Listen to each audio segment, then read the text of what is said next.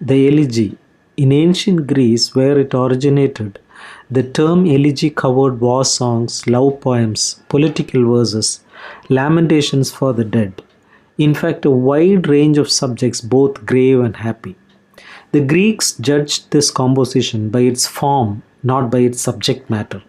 It was written in the elegiac measure, a couplet composed by a dactylic hexameter, followed by a dactylic pentameter. That is to say, one long syllable and two short, 6 times in the first line and 5 times in the second. Any poem written in this meter was ranked as an elegy, whatever its theme might be. In modern usage, it is the theme that matters, not the meter. And the classic elegiac measure is not used in English verse. An elegy nowadays takes its name from its subject matter, not from its form. While no rules are laid down for the meter, the theme of an elegy must be mournful or sadly reflective. It is usually a lamentation for the dead, though it may be inspired by other sober themes such as unrequited love, the fall of a famous city, and the like. It is written as a tribute to something loved and lost. As a rule, it is less spontaneous than the lyric, except when it takes purely lyric form, as in Tennyson's Break, Break, Break, and is often elaborate in style like the ode. Thus, in writing an elegy, an English poet is not limited to one form, but may choose whatever seems to him most fitting. Though some of the most touching poems of personal loss have been written in very simple language, the formal elegy usually aims at an effect of dignity and solemnity, without a sense of strain and artificiality.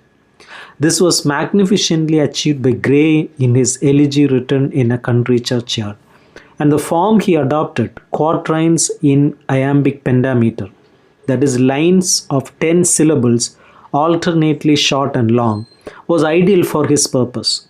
However, it was not a spontaneous expression of sorrow. The elegy lends itself more readily than other forms of poetry to discursive reflections on the part of the poet. Death is so vast and evocative a subject that it leads the poet to regions of thought he might not normally explore. Sometimes death is the inspiration and sole theme. At other times, it is merely the common stride point from which the poets have launched various themes.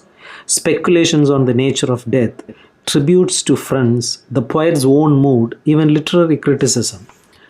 Milton laments the degradation of poetry and religion in Lycidas, an elegy on the death of a learned friend, Edward King, whom he sincerely mourned. Tennyson philosophizes on the puzzles of life and destiny in Memoriam, an elegy on the death of his friend Arthur Hallam. Matthew Arnold pauses to reflect on the course of the life of mortal men on the earth in Rugby Chapel, an elegiac poem on his visit to his father's grave 15 years after his death. These reflections are digressions in relation to the main theme, but at the same time they seem an integral part of the entire structure.